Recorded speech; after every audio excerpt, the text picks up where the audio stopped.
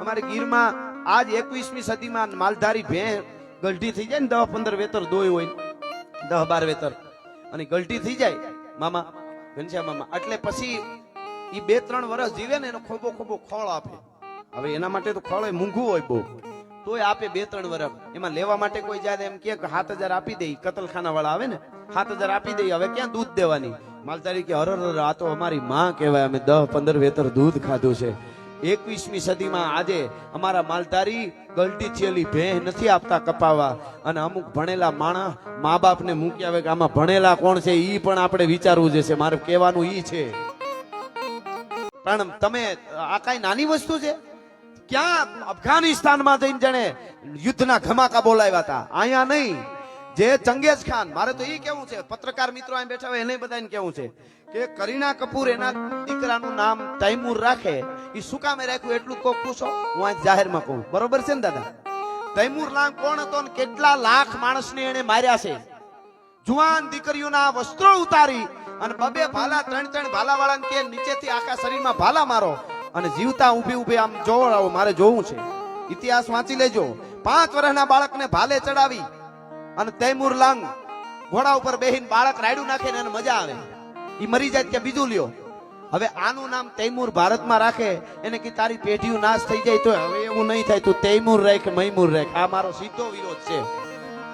નો હોય એને મને કઈ વાંધો નથી, આ તો હકીકત છે કે નહીં? હા, ભલે એને લગ્ન કર્યા એ નથી, જ્ઞાતિવાદ ને હું માનતો જ નથી. કાદુ મકરાણી ના રાહડા ગાઈએ છીએ અમે સાહેબ. કાદુ મકરાણી એટલે કોક દી વાંચો ખબર પડે સુરવીરતા કોને કહેવાય સાહેબ, મરદાઈ કોને કહેવાય. કાદર બક્ષ ને વાંચો તો ખબર પડે. એવી વાત નથી. એક ક્ષણની માલિકો ભારતની આન બાન ને શાન ઊંચી કરી દીધી એવા ડોક્ટર અબ્દુલ કલામની જનેતાને ધન્ય છે.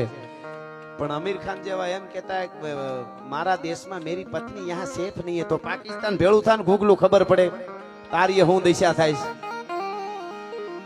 હમણાં ઓલો AR રહેમાન ઈ કે મને અહીંયા ઈ કે જ્ઞાતિવાદ જાતિ, હિન્દુસ્તાનમાં જ્ઞાતિવાદ લાગે છે.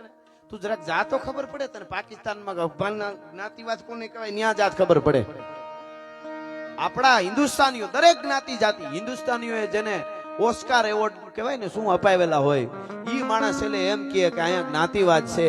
આનાથી મોટા ભૂંડ બીજા કોઈ હું માનતો જ નથી. આ જાહેરમાં કહું છું, અહીંયા રાજકોટ ને ટીંબે આમાં કોઈ જ્ઞાતિ જાતિવાદ નથી. અશફાકુલ્લા ખાન ને વાંચો તો ખબર પડે બલિદાન કોને કહેવાય સાહેબ. અબ્દુલ હમીદ પાકિસ્તાનની સામે 65ના યુદ્ધમાં લગ્નની રજા લઈને આવેલો એ માણસ 2 દિવસો 3 દિવસો વધારે રજા બાકી હતી લગ્ન પછી પોતાની પત્નીને કીધું બગીચામાં ઘડીક ફરી આવી, ક્યાંક 2 દી આટો મારી આવી. તૈયાર થતો તો ને તો તાર આવ્યો. પાકિસ્તાન સામે યુદ્ધ છેડાઈ ગયું છે અને ઈ ઠેલા પોતાના હાથામાંથી કાઢીને પોતાનો થેલો તૈયાર કર્યો. થેલો બાંધતા બાંધતા તૂટી ગયો એક પટ્ટો. એટલે પત્નીએ કીધું કે અપસુકન છે, આજનો દી રોકાઈ જાવ, કાલ વૈયા જઈજો. પટ્ટો તૂટી ગયો ઠેલાનો. ઈ કે ભારતના સિપાહીને યુદ્ધના મેદાનમાં સીમાડે શહીદ થઈ જાવ એનાથી મોટું કોઈ સુકન ન હોઈ શકે. ભલા માણસ અબ્દુલ હમીદો. અને સાહેબ જાય છે પછી સાયકલ લઈને જાતો તો રેલવે સ્ટેશને, ત્યાં એને શેન ખડી ગયું. વળી કોકે કીધું અપસુકન કહેવાય તો કે નહીં. અને ટૂંકમાં સાંભળજો, પાકિસ્તાનની સામે મોરચામાં લડવા માટે તૈયાર થયો ને આપણા યુવાનો લડતા હતા. પાકિસ્તાનના અગન ગોળા જડતા આવ્યો, સીધા તોપુમાંથી મિસાઇલોમાંથી અગન ગોળા જડતા આવતા હતા. પેટર્ન ટેન્કો હોય ને ટેન્કો, એમાંથી અગન ગોળા જડતા હતા. આપણા યુવાનો મુંજાણા કે આપણે આ તો હળગાવી દે હે કે હળગાવી દે કે ઈ અબ્દુલ હમીદ બોલ્યો સાંભળજો, ઈ આપણી ટેન્કુને હળગાવી દે એની પહેલા એની હળગતી ટેન્કુને ભડકે ન બાળું તો હું અબ્દુલ હમીદ ની ભારતનો સૈનિક નહીં. ભલા માણસ. અને ખાઈકો ભાઈ 4 પેટર્ન ટેન્ક હળગાવી દીધી, 4. અને કાળો ડિબાંગ વસ્ત્રો હળગી ગયા. કાળો ડિબાંગ થઈને પાછો આવ્યો. વાળ હળગી ગયા, વસ્ત્રો હળગી ગયા અને કૂદકા મારે ભાઈ. મેને જલા દિયા, ટેન્ક કો જલા દિયા. સૈનિકો બધાએ રાજી થઈ ગયા. એમાં વળી કોક બોલી ગયું કે 4 હળગાવી 5 પૂરી કરી હોય તો પરમવીર ચક્ર મળત, 1 ઓછી રહી. કે એમ તો કે હા, કાલનો હુરજ ઉગવા દિયો. બીજો દીનો હુરજ ઉગ્યો. આગલે દિવસે 4, બીજે દી 3. પાકિસ્તાનની પેટર્ન ટેન્કો હાથ હળગાવી અને શહીદ થઈ ગયો. એ અબ્દુલ હમીદની જનેતાને મારા કરોડો વંદન છે. ભલા માણસ. આમાં ક્યાં જ્ઞાતિવાદ જાતિવાદની વાત છે? ભલા માણસ. પણ કહેવાનો અર્થ મારો આ આપણું સાહિત્ય હું તમને કહેતો હતો કે જીવ દયાને માનવા વાળા દુનિયાના ને કહેજો આ રાજકોટની ધરતીમાં આપણો સૌરાષ્ટ્રનો દાખલો દઉં. અહીંયા આટકોટની પાસે લાખા ફુલાણી ને રાખાશ લડતા હતા. કોને તમે સાહિત્ય કયો, કોને તમે મહત્તા કયો છો, કોને તમે સભ્યતા કયો છો? લડતા લડતા બે પડ્યા, એક આ બાજુ પડ્યો, એક આ બાજુ લાખો ફુલાણી, રાખાશ આ બાજુ, દુશ્મનો બે. અને છેલ્લા 10 કાલીએ છે હાથીના દંતુ છળે છાતી ફાડી નાખેલી, કેસ કલાપ છૂટા થઈ ગયા હતા. ઢૂંઢે ઢૂંઢ દીધા ઢાળ ખળગે રગત બહતી ખાળ દેતા દૈત જુમૃત દાન મેપત મોખડો હનુમાન ગુરીધણ ગમક ઝરતી ગુંડ બરખતી ભવાની બ્રેકુંડ સમહર દેખ ધંભો સુર હરખે જુલ વરવા હુર પાડે ગીરાણી પઠાણ ખાલી પાલખી ખુરસાણ હિંતર પાડ હોતા હોત મીટે સાહ દીઠા મોત હમલા વીર બાજે હાક ડમરુ શિવ શક્તિ ડાક દેવા દાનવા જીવ દોઈ લાગ્યો મામલો વડલોય વેઢક વજાડી અણવાર ત્રીજા પોર લગ તરવાર હુબક તોપ તાલે હિંક જૂજે કોણ જાલે જીક. આવું યુદ્ધ જામેલું અને પીડ્યા બે ઘાયલ થઈ ગયા.